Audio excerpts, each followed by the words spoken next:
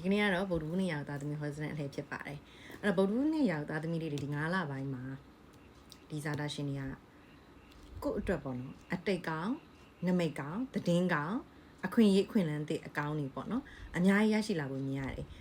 ဒီကနေ့မှာကို့အတွက်အရင်အတိတ်ကရှေ့လာတွေကမကောင်းတဲ့အရာတွေအများကြီးဖြစ်ခဲ့တယ်မကောင်းတဲ့အရာတွေကိုရှိမှာရှိနေတယ်ဆိုလို့ရှိရင်တော့အဲ့ဒီအရာတွေအားလုံးက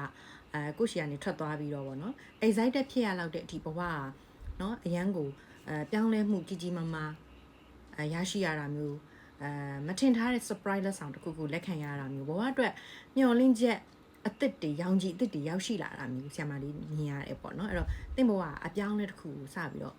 တင့်ထံကိုရောက်ရှိလာပြီပေါ့နော်ချင်းကပ်လာပြီရောက်ရှိလာပြီအဓိကတော့ဒီဇာတာရှင်တွေကဆရာမလေးရဲ့နာမည်ဟောစတန် positive energy ကိုလာနားထောင်တဲ့သူတွေမှာအထူးသဖြင့်ရမှာဒီအခွင့်အလမ်းအခွင့်အရေးအသစ်တွေအတိတ်ကောင်းနမိတ်ကောင်းများရနိုင်တာပေါ့နော်ဒါအပြင်ကိုအသက်ဒီဇာတာရှင်တွေထဲမှာအသက်22နဲ့35 32အဲ့လိုမျိုးကြားတွေထဲမှာเนาะ20ကျော်ကနေ30ကျော်ပတ်ချလေပေါ့အဲ့မှာဖြစ်နေတဲ့သူတွေကအဲ့အသက်ပိုင်းခြားကိုရောက်နေတဲ့သူတွေကဒီ hospital လာနားထောင်ပြစ်တယ်ဆိုလို့ရှိရင်ထူးခြားမှုတွေ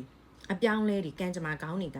တင်တို့ထံကိုသူများတွေထပ်ပို့ပြီးတော့အမြန်ကိုရောက်နိုင်တယ်အောင်ဆရာမလေးကတွေ့ရတယ်သူများတွေမရောက်ဘူးမပြောဘူးเนาะရတယ်ဒါပေမဲ့အဲ့လူတွေကိုပို့ပြီးတော့ရရှိဖို့မြင်ရတယ်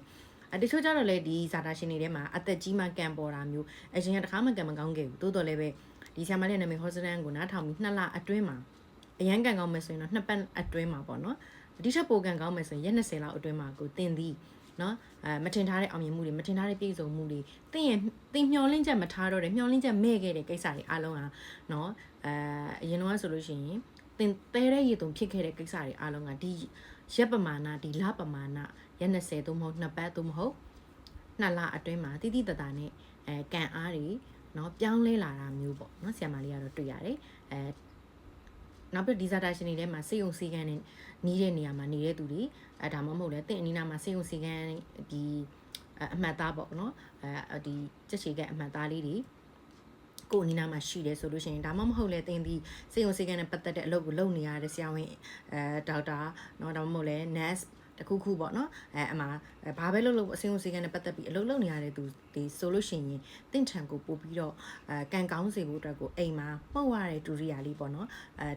လိုပြောရမလဲအဲ့လိုမျိုးမှုတ်ရတဲ့အရာတိတိလေးဆိုလည်းရတယ်ကစားတဲ့ဟာလေးဆိုလည်းရတယ်အဲ့ဒါလေးတခုစောင့်ထားပေးဖို့ပေါ့တင့်ဘွားပို့ပြီးအောင်မြင်ခြင်းလို့တင်ရအနုပညာလုပ်ငန်းတွေလုပ်နေတယ်ဒီလိုမျိုးလူအများနဲ့ဆက်ဆံပေါင်းတင်ပြောဆိုရတဲ့အလုပ်တွေလုပ်နေတဲ့သူဆိုရင်တော့ဒီလိုမျိုး